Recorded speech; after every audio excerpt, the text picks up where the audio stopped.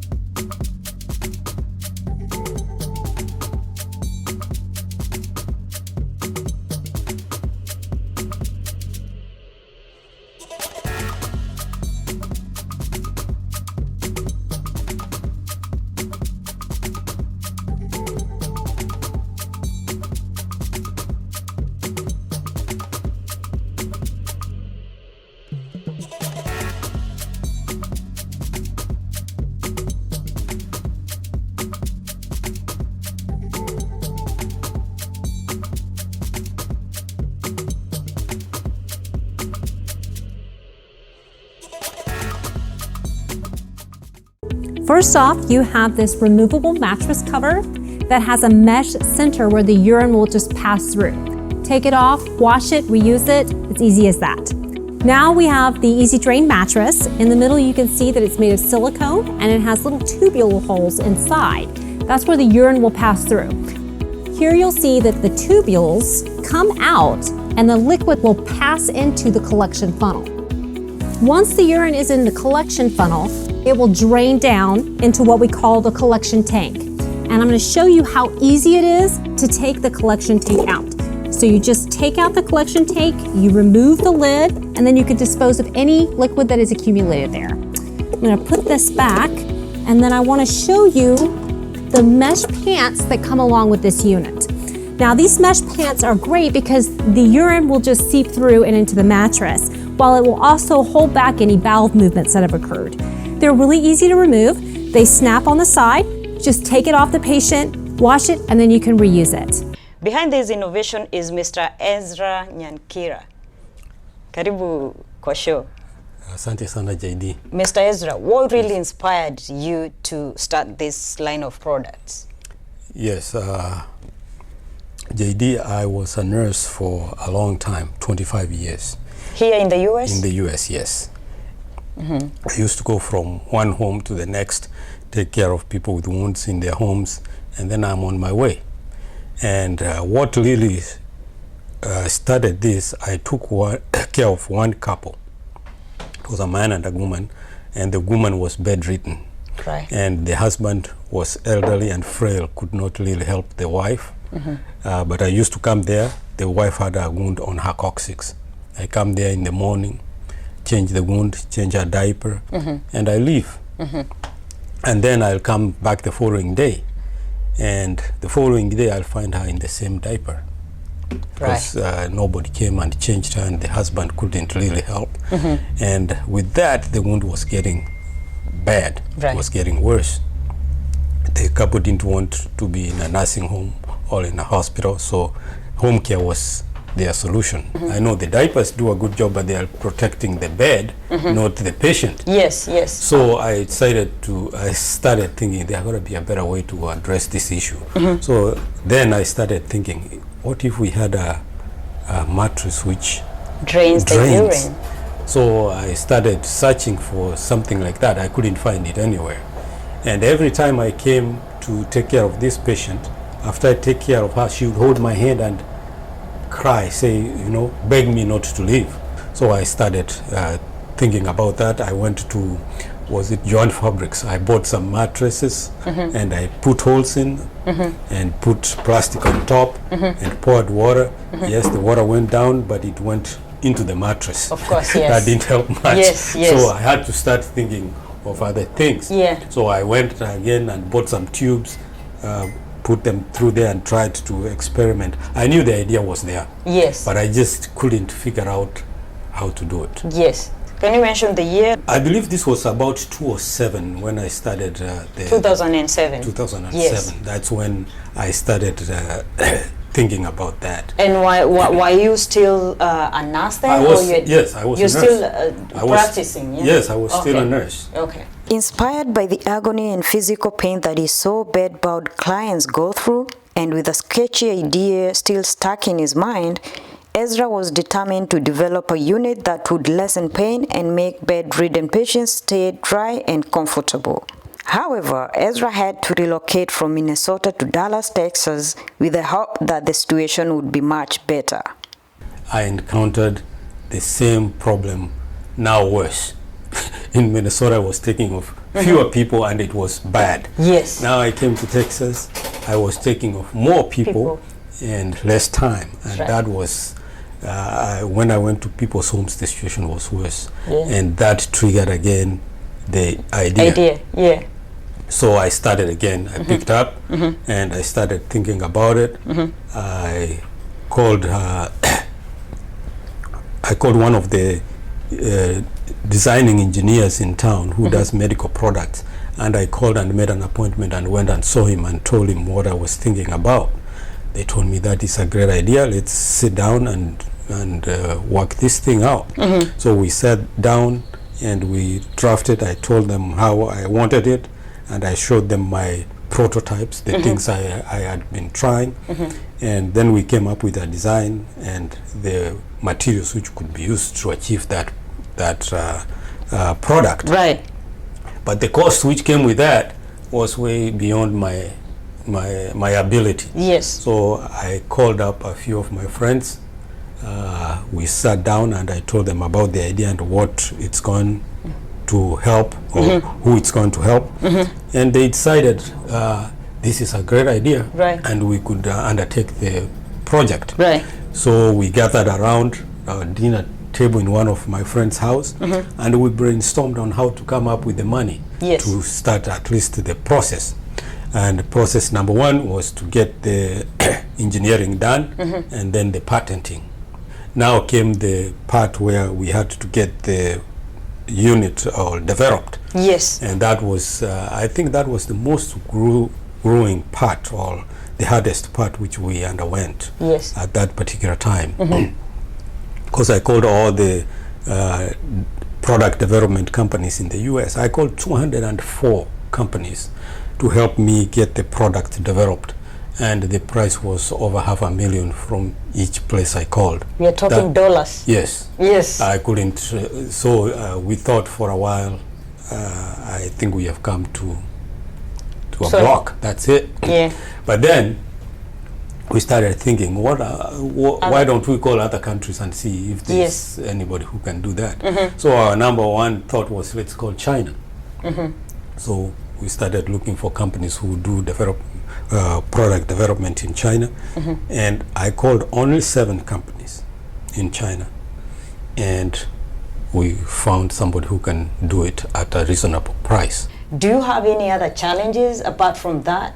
That is simplistic, what I have given here. Yes. It was very difficult for sure to get our engineering to match factories in China to get the products done and designed, and then there was, of course, we had to build our own assembly line since it was our product, and that was a challenge too. We had to find means and ways of raising more capital. We originally thought we were going to spend about 50 grand, but by the time we are set and done and we have a product you can see, it was almost $500,000 by the time we got the unit right here. Yes. Through the development process. There were some times we did something and then we tried to apply it, and then we had to do tweaks, changes here and there, and that can be spendy, especially when you are new in the industry and you're trying to get in, and that was a big challenge. After that, the other challenges were, we thought now we have a prototype, we are ready to go, we go out there and show everybody, and we were excited and we got everybody, and now we got to present it to people who could use it, or companies which could do such. Now that's it dawned on us now that developing a product is one thing, and getting it to the market, that's a different animal. Yes. Now we had to go back to the FDA and give them our drawings, engineering, materials and all that, and when we send it to them, some of them didn't meet the standards for the US in particular. So we had to redo the process again with materials which could meet the standards here. And that was a very spendy exercise. The other thing we have also faced, or which was very, very, very challenging too, was the fact that a lot of people criticized what we were doing.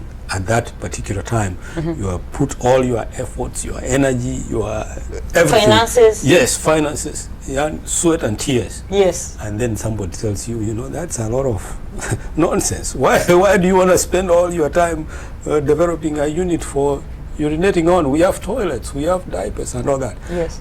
Because those people, most of them maybe have not been in the Medicare or in the healthcare sector, or they have not been in a position to take care of a loved one who need that particular service. Exactly.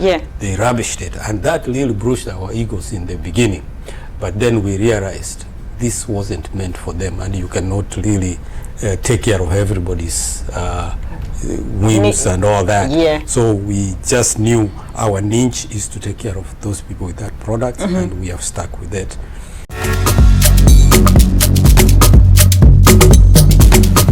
Do you have now, with all that and being at this point, do you have collaborations, do you have partnership that are seeing you're putting together to see the growth of this unit? Yes, since day one, we have come a long way from day one actually. Right now as we speak, we have collaborated with a few companies. We have Product Mentor. That is a company which helps startups get their products to market. They have helped us come a long way. They have helped us navigate some areas which we couldn't, or some things we didn't know we had to do. They have helped us greatly in that area. Of course, we have had a lot of distributors, medical equipment distributors have come.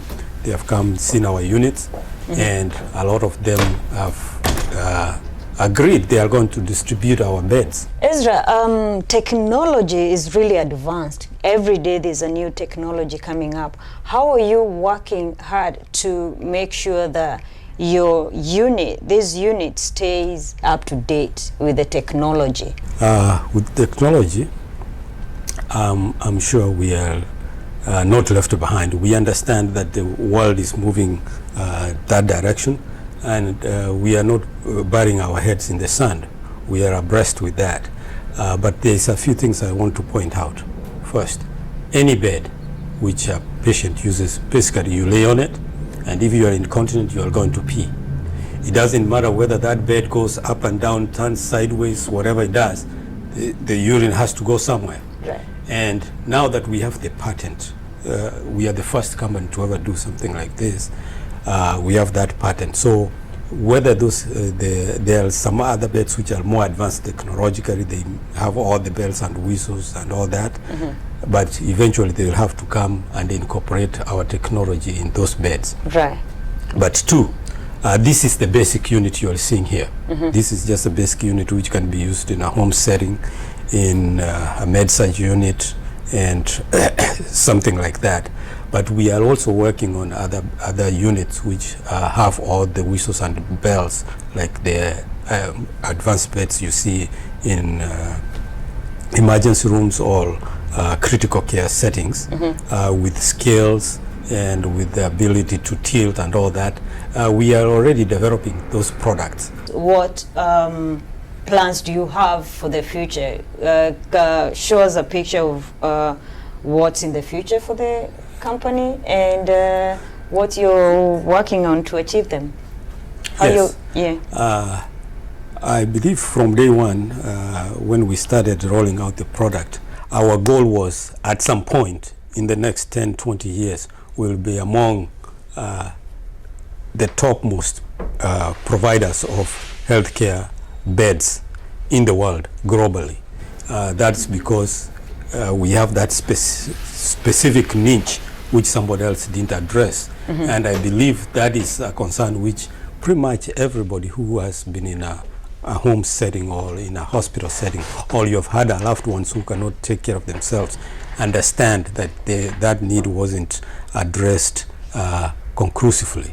And with that, our goal is to collaborate with other companies, and as I said earlier, there are companies which have reached out to us. They would like to partner with us. We are going to partner with them, and we are going to nurture the product until it gets the global recognition and growth it needs.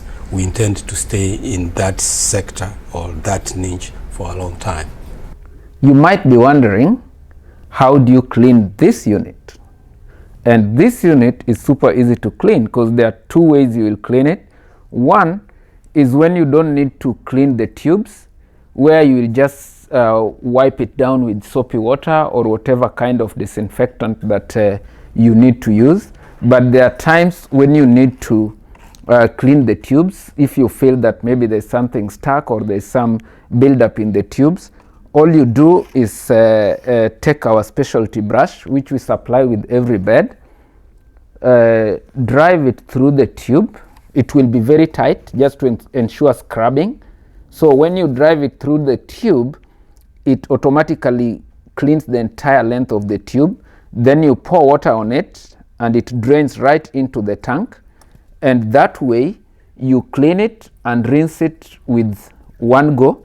And to control odor, there will be some pellets or tablets provided that they're easily available in the market that you can put in the drainage tank, and that will eliminate odor. The funnel comes out, and this can come out completely for ease of cleaning. And then the drainage tank, this is also very portable, easy to move, and you can move this. Just open it like that, all the way, empty it. You can empty this and just disinfect it and put it right back and reassemble it. Draw a picture of the global market and the reception of the unit, specifically in Africa and Kenya. Okay, what I can say about the Easy Drain unit and the bed, both as a concept and a product, in terms of the solutions it offers, is that the reception by the consumer is very encouraging. One, because it's very practical in terms of relieving pain and also easing the burden of the caregiver. However, looking at Kenya as I would say the epicenter for Africa, is that we have got very, very good reception from 6 counties, county referral hospitals that have been able to test the bed. We have also got some feedback from individuals who have used the bed for home care. Right now, we are here in the US, of course. We are in several states. In group homes, some nursing homes, and private care homes in several states. We have a distributorship in Nigeria that's taking care of West Africa. So we have a few units in Nigeria, Cameroon, Ghana.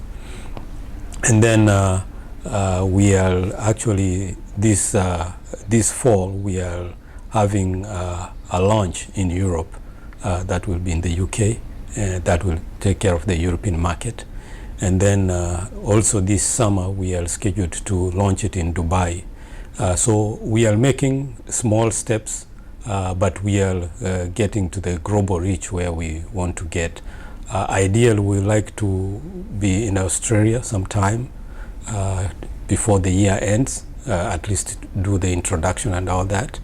And then we'll see how it goes. But that's where we are right now. What would be your advice to any aspiring entrepreneur? First of all, if you're an entrepreneur, there's one rule you have to live by, that is never give up. If you have an idea and you really have the gut feeling that this is a good idea, and you can see you have sat down and turned it over several times and see that it's something which can profit humanity, then I think you should never give up. You should talk to people. In the beginning, when I started talking to people about the product, I was discouraged. Oh, people will steal your ideas and all that. But then you realize if you don't speak out and talk to people who can help you get where you want to get, you will die with the idea. Then it's as good as useless. Vision is not for everyone. And Coca-Cola actually sold only one bottle of its products in its first year. So it takes time for people to accept new things. It takes time for people to embrace new things. So just as Coca-Cola would still give some things away for free, it's incumbent upon us to keep, especially in the areas where people do not understand this solution very well, to ensure we put it in these people's hands, which we are already doing, so that they can experience the product and see where it is. That's not our only product. We do have other products. Right now we have about 6 patents in medical-related products or healthcare-related products, and we are working on more.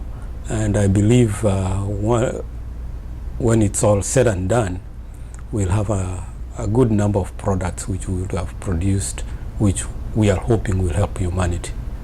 When we walked the journey of this innovation, we didn't see it blowing back directly to us, and some of us being among the first beneficiaries.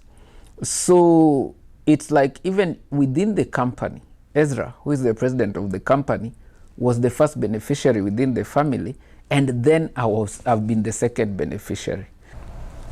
It never occurred to me that at some point in life, it will be a first-hand experience. So yes, I could see the need where it could be used and all that. But in the back of my mind, or in anybody's back of their mind, they never thought, well, I'm making this thing so when I become incontinent, I can use it and all that. That is never at the back, but we also know the need is there.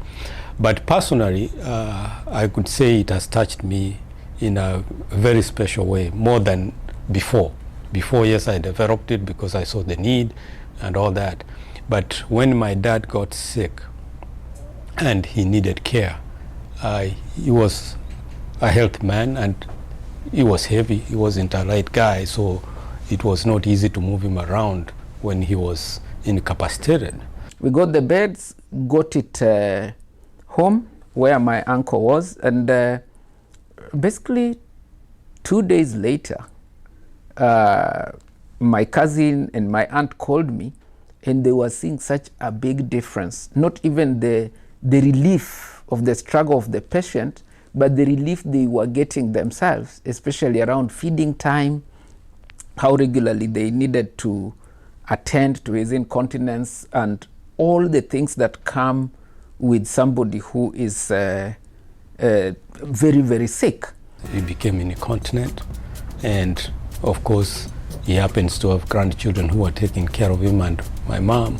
But at some point it gets very exhausting when you have somebody who is sick and who has those problems, and it's very difficult for you to leave your loved ones sitting in a pool of urine, especially when you have known them throughout their life and how they have been part of your life.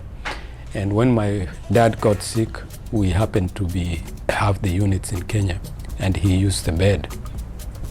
And when the bed arrived, I could see the relief that it brought to the whole family, because they were taking turns to sit by the bedside, to turn him every 2 hours, to change him, and he was taking Lasix, which made him urinate a lot. So like every 30 minutes they had to do a bed change and all that. And it was becoming really, really exhausting.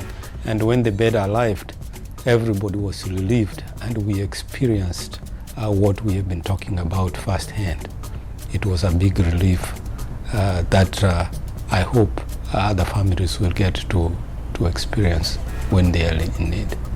After my dad passed, we donated the bed to somebody else.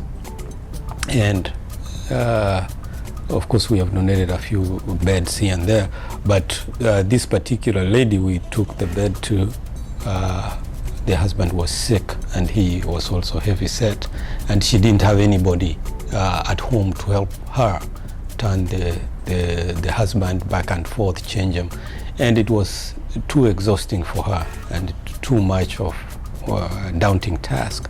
So we took the bed and set it up for her in her home and transferred the gentleman to the bed. And of course we left and went our way and on our business. And then the following day I was home, and then this lady comes to just come to thank us of what we did, and also to express the relief they have received now that he's not laying in urine. The man expressed that he's comfortable laying in that bed, and he also sent her to tell us thank you, because for a long time he has not been able to lay on a dry bed. And those kind of things, they touch me, and they have touched me to the core. And that's why I'm also very passionate that at some point we'll get to the mark which we had set ourselves to get to. Also here in the US, we sold a unit to one family in Kansas City. And the family wrote us a few texts. They told us that the bed has been a lifesaver, and the mom who's using the bed has been very grateful about the unit. But they also said a few weeks ago the lady got sick and they took her to the hospital. And after 3-4 days in the hospital, she developed a rash and then sores. And the